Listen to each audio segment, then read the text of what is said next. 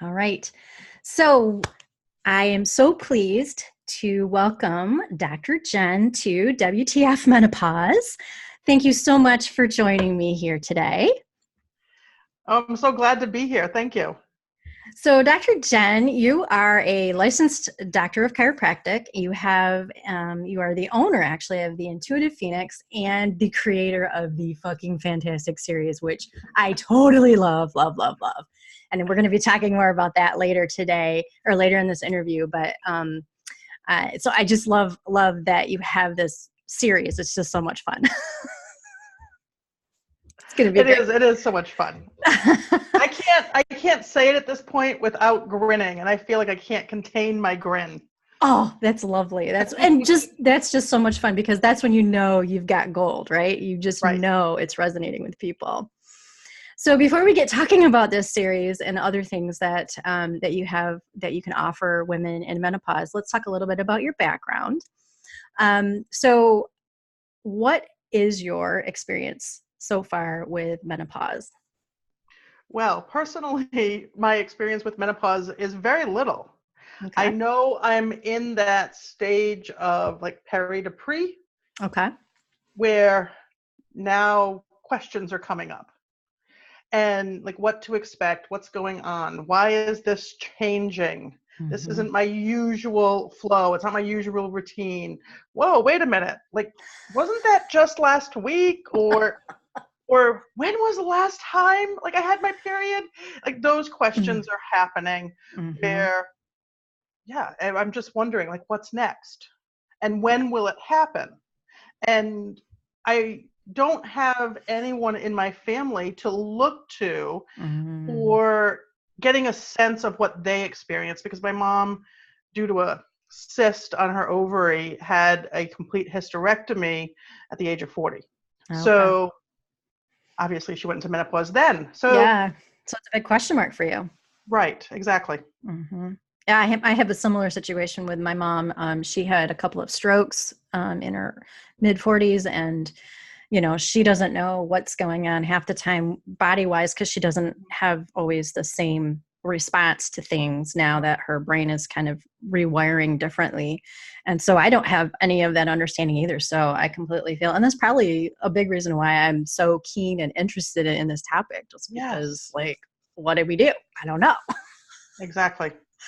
So, so you're still at the beginning stages, and I totally can relate to the whole when is my cycle happening because I just don't even know anymore. And I find for me, it's like back and forth. Like I go really, really heavy one time, one really light, and it's really nuts. And I just don't even, you can't, it's not predictable. Right. You just have to learn to go. I mean, Go a with little the flow. funny, go with the flow. But you really do. Because to get Yeah. aggravated or frustrated about it, Mm, I mean, it doesn't help you in any way. mm-mm. You just have to be prepared in Right. case it catches you off guard, which Always. that Yes. happens, right? Exactly. Exactly. So, okay, so with your work, one of the questions I find really, or as I've looked at your bio and looked at your background, one of the questions that popped up for me was, how did you find your way into intuitive type work? Well, it started while I was in chiropractic practice, and I would be working with patients, and you get to know them and Mm-hmm. you get to know what to expect. And so you recognize when something's off or something's different.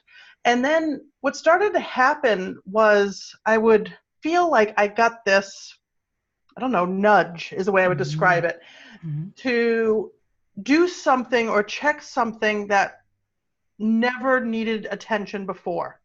So, Oh. for instance, of course, as a chiropractor, we're mainly focused on the spine, and I might get this message, check their jaw. Oh. I'd be like, where is this coming from? But okay. I mean, there's a reason this is coming. So I Yeah. would, and they would stop me and go, why are you doing that? And I'd go, honestly, I don't know, except I just knew to do it. And Mm-hmm. then they would say, wow, I'm so glad you did because I forgot to tell you, like my jaw locked up over the weekend. Oh, wow. So there would be these experiences that I would do something that would not be part of my normal practice or their normal practice when they came in, and I would get confirmation from them that it was exactly what was needed. So as I started to pay attention to that and started to recognize, oh, if I'm getting a message or a signal of some kind, pay attention, ask the question, share the information, or address, that particular area of their body. Mm-hmm.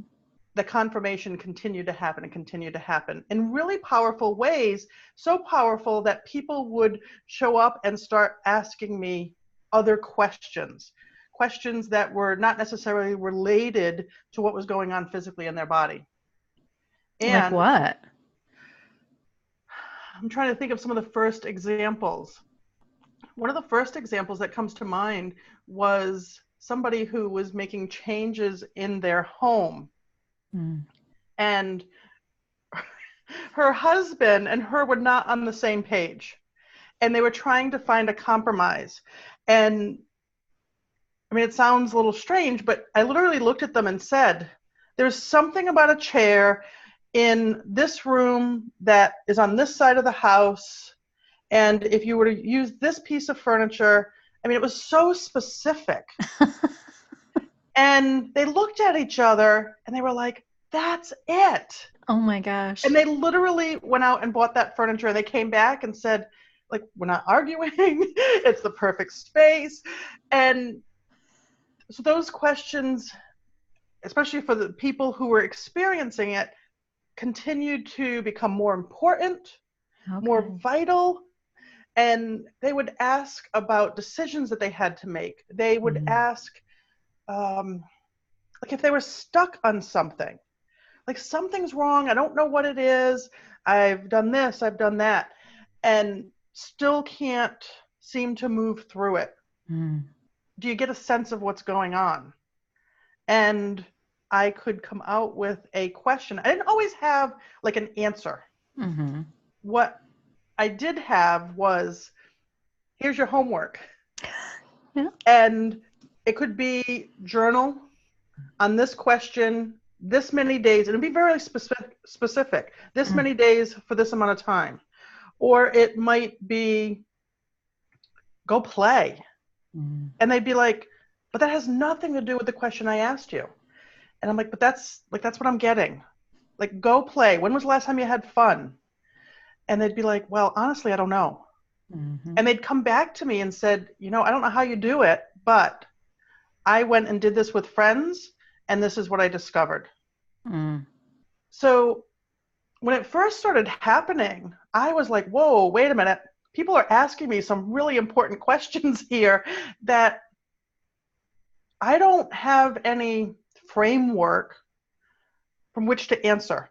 So I found myself getting nervous because I didn't want to pass the wrong information. So I started to basically do my research for myself. When did this start? When did I notice it? How can I get to know it better, like within myself? And as I did that, I realized I could, how do I describe it? Instead of just receiving information, I could ask specific questions when I chose and also get information. So I was able to basically develop it further. And in doing that, started to use it consistently throughout my day. For myself first, because I always test things. All my patients would know that if I shared something with them, they could count on it. Because if I hadn't already worked it and used it for myself, I certainly wasn't sharing it with anybody else.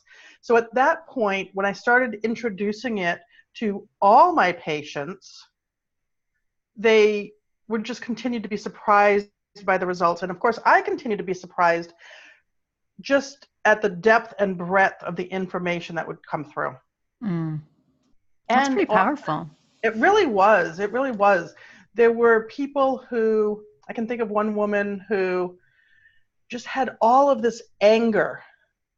And she's like, I've been doing all of this work. I've been, doing this and doing that, going to retreats. And she's like, I've tried everything and I'm angry all the time. And at that point I said, because it's not anger. There were other words that I guess you could call them synonyms to anger, but she was so focused on anger. I said, address it from these words. And I gave her a series of words. And she came back and she said, it's changing, it's shifting, it's going away. She's like, I feel like a new woman. Wow. So, as you can imagine, I now trust that information. And not only do I trust it for myself, but I teach the clients that I work with now how to develop this for themselves. Oh, wow. So is that, Because, oh, go ahead. go ahead. No, go ahead.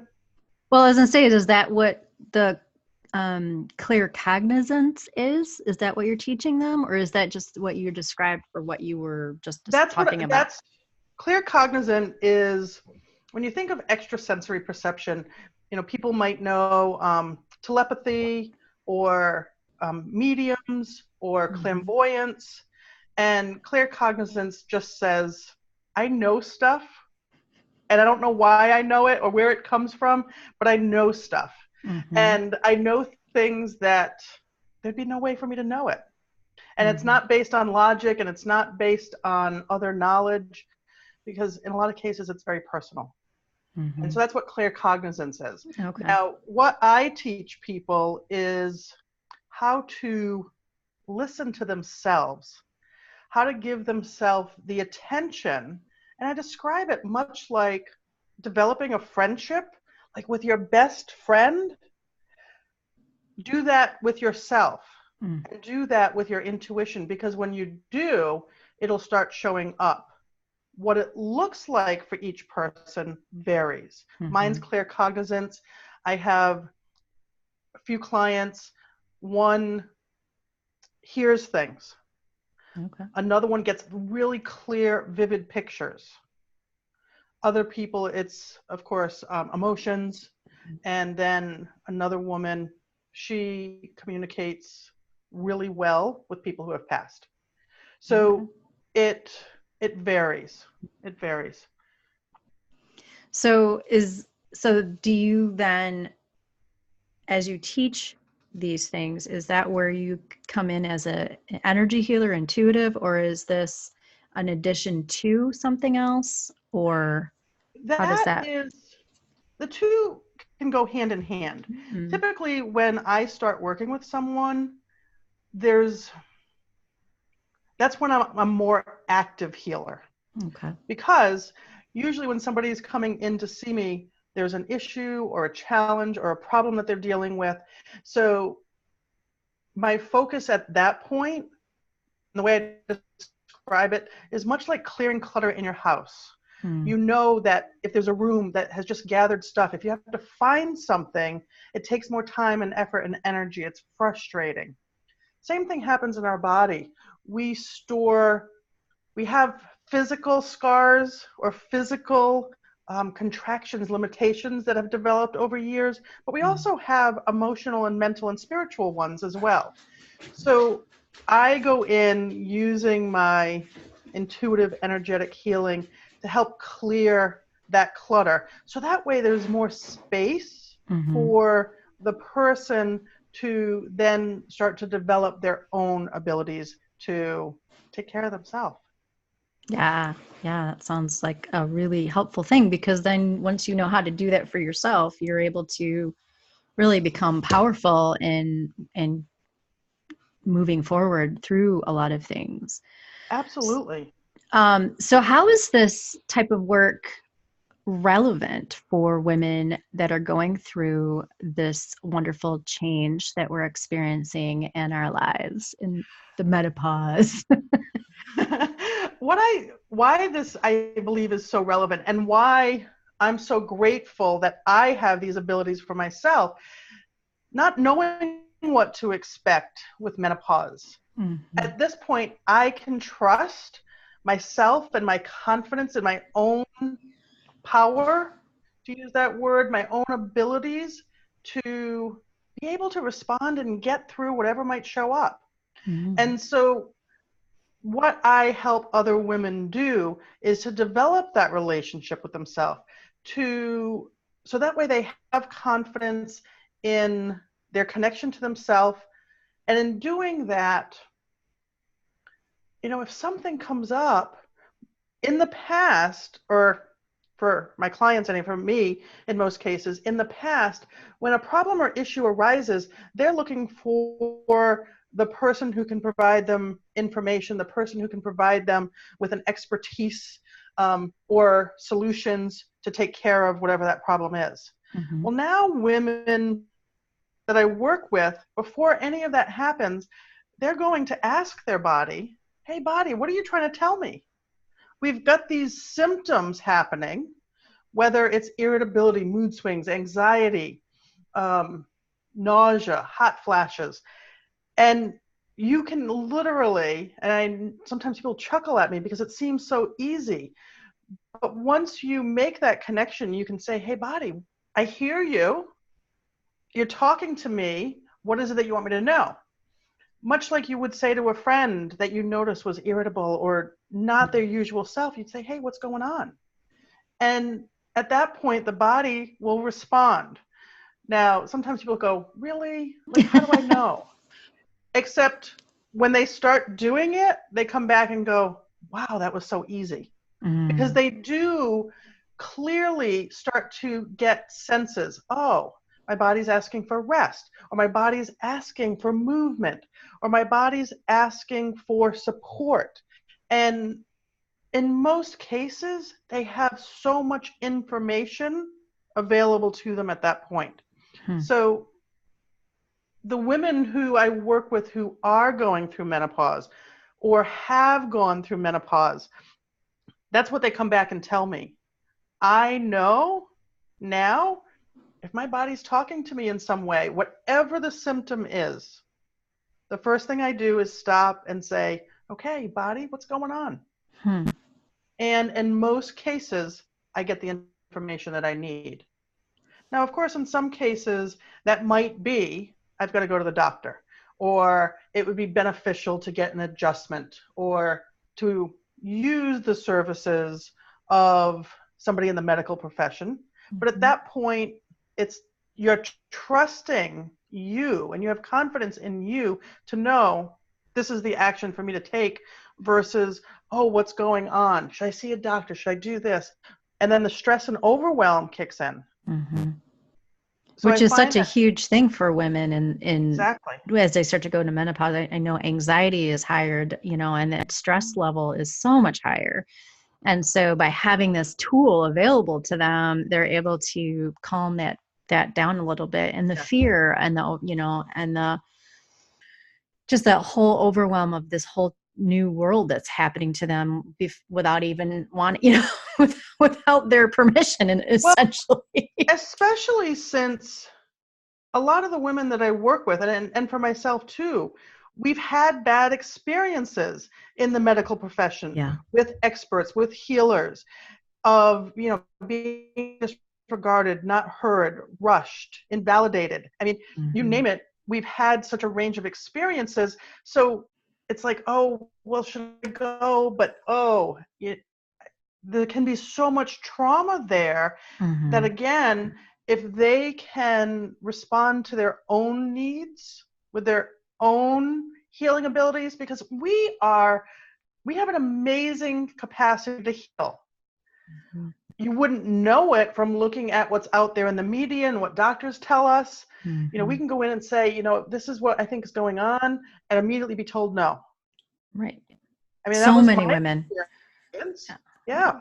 So many women are So, being told that by doctors. Well, you can't really be having these symptoms, or you really right, are just overplaying these things. And there's right. been studies done on how women are not heard in the medical profession, and it's frightening when you think about it, It really. really is. It really is. So if they are more confident that, okay, I've done what I can for myself to take care of myself, and now it is time to seek out medical attention of some kind, that confidence and that strength is going to help them with whatever situation they find themselves in when it comes to dealing with the medical profession. It's going to be easier for them to be their own advocates and to use their voice to speak up. Yeah, for sure.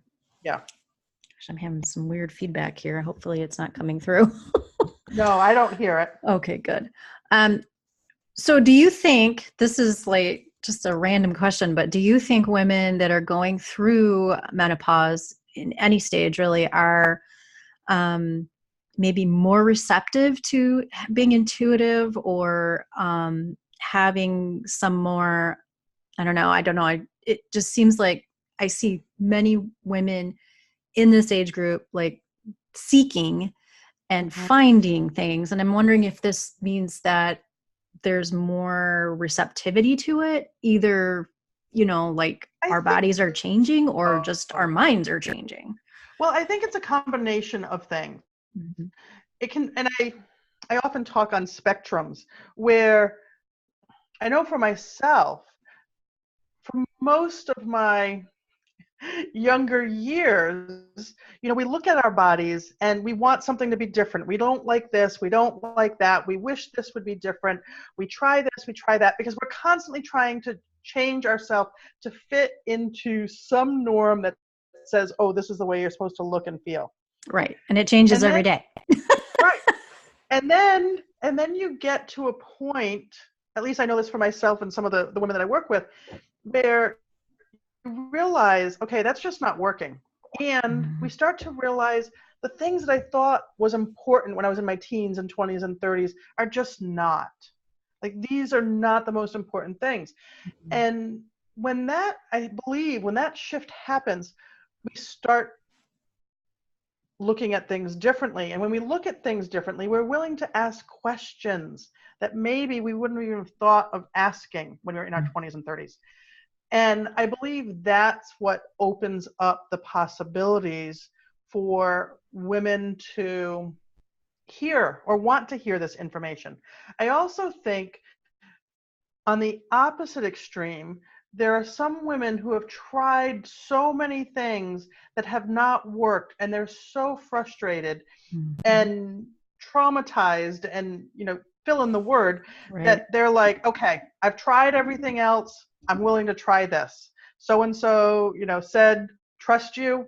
I don't know about this stuff, but I'm going to trust you. So I think that it can be anywhere within that spectrum, but I do believe that this is an age that we are open to other possibilities. I mean, heck, if somebody would have told me even 10 years ago that I would be having a conversation about psychic abilities and this knowing, I would have told them they were crazy. I would have told them, like, no. Yeah. So I know how much my perception and my beliefs of what is possible, because I was always somebody, I have to know that it works. I want to see evidence until the evidence was me. Right. That I had information that when I shared it, people would go, how did you know? I don't know. I just do. That's awesome. That's awesome. Okay, I want to be you when I grow up, okay? Well, I do believe that we all have these abilities. Yeah. What I know for myself is I had these abilities as a kid. It made people uncomfortable because I knew things that I shouldn't know. So what was I getting into? What was I doing? Who was I listening to? Like, that sort of thing. So I shut it down. I stopped saying those things. It was basically like saying to this part of myself, like, you don't exist. And when I did that, I stopped receiving the information. Well, then as I got older, it would start to creep in. And again, when I started paying attention to it, that's when it started to really open up and expand. At first, I knew when the answer was like yes or no, like very basic, where now I can feel like I'm given like pages of information. So it can really vary from the situation, from the person, but also it's developed now where I get more and more information. Wow. That's pretty cool. Um, so we talked a little, we hinted about this wonderful program you have. So what does it mean to create a fucking fantastic life? I love this. I do too. I really do. And, to know me, I spoke to a friend of mine last night. That's my reminder to check in and breathe. This is something I do throughout the day because we get caught up in our routine and we can get lost in our head. So this is my reminder to stop and ask me how I'm doing and just do a few deep breaths. I do it every hour. Awesome. So, I was talking to a friend about fucking fantastic. And she was laughing. She's like, when I first met you, and we've known each other for almost 15 years, she's like, you didn't swear. She's like, what the heck? And if you did say an F word, it was frick. And I was laughing so hard because I remember that.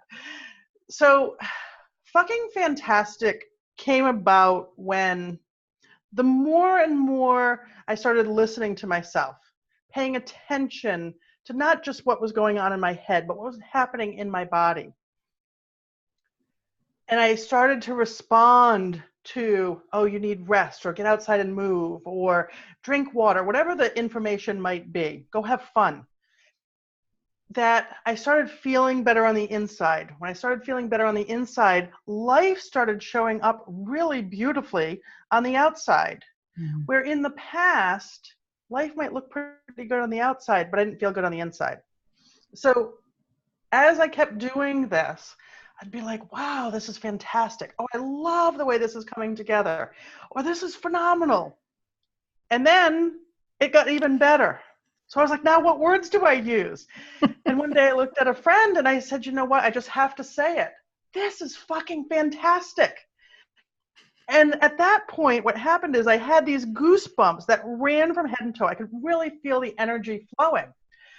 And now that lasted for, a period of weeks where I was really in that energy. And then it stopped. And I was like, whoa, what's going on here? How was I able to do that for a period of time? And now, it's not there. What happened? What did I do? So again, I had to start investigating, because when I was in that, what I refer to as my fucking fantastic energy, there was a flow to life. There was an ease. My inspiration seemed to be on fire. I was motivated. I was passionate about things. My creativity was flowing. And the whole time, I just felt grounded and present and strong in myself. So I was like, I want more of this. So how do I choose to be in this energy when it's not there, when it just doesn't show up? And so again, in investigating, took in all the senses. And the biggest aha for me was I didn't just have to wait for it to show up. That I literally could choose, once I became aware that I wasn't in that energy, I could choose to be in that energetic state. Because how it shows up, like for instance, in my work, when I'm taking care of paperwork, if I'm in my fucking fantastic energy, I can write emails and content and things flow and there's inspiration. It's like, oh, wow, this just comes together and clicks really nicely. When I'm not, I can spend 3 hours writing an email and, you're trying to push through and get it done and make it happen. And you're frustrated and irritable. Well, needless to say, I didn't want that. So once I identified that I could choose to be in this energy state, then I had to get clear on what that meant. And I tried different ways of describing it and tapping into it. And to be honest, it wasn't until I chose fucking fantastic that that click happened. Hmm. I went a couple of years being able to step into a good energy state, but it was dialed down. It was when I owned that fucking fantastic that, yeah, it really just was that level, that notch that I needed to turn things up a little bit more. And I say turn things up. What I really mean is open myself up, express myself, because everything else was, me kind of hanging back, being small, a little Mm. invisible, because I didn't want to make other people uncomfortable, or because, yes, to say fucking does make people uncomfortable. Mhm. And yet it lights me up at this point. So Mhm. I'm going to use it because I choose to step into it. Yeah.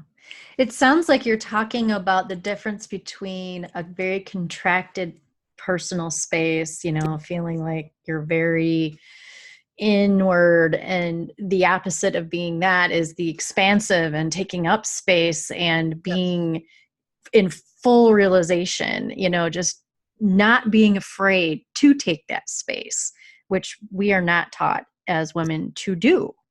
Yes. Or taking that space even when you are afraid. Yeah. But I would say at that point the fear has taken a back seat. Mm-hmm. It's not yelling at you where you're like, whoa. It's at this point, the way I describe that fear is that fear's reminding me I'm on track. I'm heading in the right direction. I'm stepping outside my comfort zone. And in stepping outside my comfort zone, what that really means is I'm taking off the layers, the armor, the stuff I've picked up over the decades of my life that we've been using to protect ourselves. Mm-hmm. So yes, it is a more open and expansive state. And of course, right now, I'm excited talking about it. But at the same time, fucking fantastic also shows up as this core of strength and presence and calm. Mm-hmm. So yes, it can be me, look like this, Mm-hmm. but for my clients, it may look very different. So when I talk about fucking fantastic, it's about identifying what that energy state looks like and feels like for each individual, because it's different. Mm-hmm. You know, And I think a lot of women would really resonate with that centeredness and that feeling of grounding, and because especially at this stage, right? Because we feel like we're out of control. We feel very much like we don't know what's going on in our bodies all the time, and we don't always feel like we have a sense of what, like we talked about at the beginning, where we don't know what's happening from day to day right? sometimes. And having that center and having that ability to just know deeply that we're right where we're supposed to be, Mm-hmm. and having that ability to rely on ourselves and on our own energy and everything like that. I think that is, for me, as somebody who is going through some of these things, that feels good, because that, at least I have something that's consistent. I can rely on something consistently Yes. to move through my day, even when sometimes things aren't always going the way I want them Yes. to. Yes. I had a session with a client yesterday, and she was somebody who, how she felt about her body, I mean, yeah, it wasn't good. Yeah. Um, I'll put it mildly. And Mhm. when I talked about her being in her body and communicating with her body, she like, she, I don't know what you mean. Mhm. Um, and since then, she has. And yesterday, when we got on our call, I said, so, and every session is different. This particular one, I said, so you shared some awesome ahas last week. I said, what has shifted for you this week? And she said, well, the amazing thing is it's been an awesome week, even though it hasn't been an awesome week. She said, there were some things that happened. She's like, my husband had to go to the doctor. He might need surgery. And she's like, you know what? In the past, she's like, I would have been spinning out of control. I would have been worried about what would happen and what are we going to do and this. And she's like, we don't have all the information. She's like, there's some tests. She's like, everything may be fine. She's like, I know that no matter what shows up, she's like, I've got it. She's like, I've got it. She's like, I know we're going to be okay. I know we're going to get through it. And she's like, and I know I am. That's key. That's key. And I think we talked about this when we talked last time. There is such a disconnect that we have created from our bodies as a society. But even more importantly, I think for this discussion, women have really disconnected from their bodies because we just have been taught not to trust it for a variety of reasons. I could go off on all the gender issues, right? Exactly. But we have really been taught not to trust our bodies, either from the medical community, from our families, from friends, from media, from all over the place. Right. And it's such a weird thing to tell somebody, trust your body. And they just don't understand. Plus, we have that whole, if we're not loving and believing and just loving our bodies where we're at, when we go into this change, it's like a cascade. You just, you're already unhappy with your body. And now things are changing in a way that maybe we're not super thrilled about. And you're compounding the unhappiness with your body and the inability to just be okay in the space that you have. Right. And that is really, really, I see that a lot. A lot of women who are very unhappy, they want to go back to the way they were, because at least the way they were closer to societal expectations or in their own mind, but they don't always make that connection. And it just really compounds that effort. And so I think that is so, so key to start breaking down that wall and start loving yourself first, prioritize that. And then all these other things can come into play. And it's a matter too, one of the other pieces is women learning to be gentle with themselves and to have like an understanding of how their body functions. Why can't I just do this? Why I've done this in the past and it worked in the past. Why is it not working now? Or why, when I know I've got to do this, can't I just follow through on it and just do it? I know that this is what I need to do, or this is what's better for me. And that's when I share with them how our nervous system functions. We've got our survival mode, or our fight, flight, freeze. And then we've got the rest and relaxation, where our body takes in food and breaks it down, and of course we eliminate it with waste. And we've got these two things, these two parts of our nervous system, to make it real simple. They don't operate at the same time. So if we're in fight, flight, freeze, if we're in that survival mode, that's where our thinking is literally, what do I have to do to survive? Yeah. So if we're there, our thinking doesn't make sense for living everyday life and for making changes that we know would be beneficial, or for something as simple as being gentle to ourselves, or not biting somebody else's head off when we're irritable. So it's a matter of knowing that, knowing there's other possibilities, but literally retraining our brain so that way we can retrain how our body responds to what is happening from within us, especially when we're getting these reactions from outside of us that in a lot of cases are not supportive or beneficial. Right. Oh, for sure. For sure. So, I think you've touched on this a little bit, but I'm going to just ask it to make sure we know the answer to this. Why does this work so important to you? Because I hear the passion in your voice. I see that on your face. I know we've had these conversations and I love talking to you about this, but I want you to share that. if I were to put it if I would put it directly, it sucks to feel like we don't belong, to feel like we can't get it right, that we don't fit in, that we're not worthy, that we're not deserving, maybe that we're not even loved. Mm. And I don't want any woman to feel that a minute longer than what they already have, because it literally can destroy us. Mm-hmm. And we have this amazing ability within ourselves to show up as our fucking fantastic, unique selves. And in doing that, not only love and enjoy our life, but have such an impact on everyone else that we, interact with and spend time with every day. Right. So I really want women to come to a place where they know they're loved, they know they belong, they know they're deserving and worthy. And in knowing that, show up in confidence without the layers and layers of armor, that they literally can be who they are. Mm.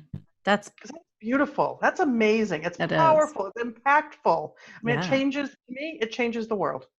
Absolutely. I mean, and truly, that it's very cliche, but happy wife, happy life, or if mom's Mm-hmm. not happy, nobody's happy kind of a situation. But it's true. I mean, women really are kind of the barometer and the temperature of the family in a lot of ways, and we're the glue in a lot of times to keep things together. And if we are going, and we also know, even if we don't want to admit it sometimes, when as we're dealing with these mood swings and these irritability and all these things, everybody that knows us and loves us senses that, whether we want to admit it or not. Right. And if we can find ways to shift that, and you can just I can see it when I'm being lazy about not being intentional, I can see how everything kind of devolves really fast. But Mm-hmm. it's just such a really powerful thing to be able to say to any woman that is like, you have the power to make this change and not be, I don't want to say a victim, but feel helpless against being able to make these changes, because we do have a lot of power in our bodies. We just don't always know how to tap into that. Absolutely. And, I think one of the biggest things that I'm so grateful for my ability for is, so many of us spend so much time trying to figure it out Mm-hmm. when the information's not there in our mental mind or our conscious mind. It's in the subconscious, and it comes from our experiences when we were 2 and 5 and 7, that we often look back, and when they come out in sessions, they're like, oh, but that was like insignificant, it was not a big deal. I'm like, yes, to your adult self, from a logical perspective, that doesn't seem like it should have the impact it has. Mm-hmm.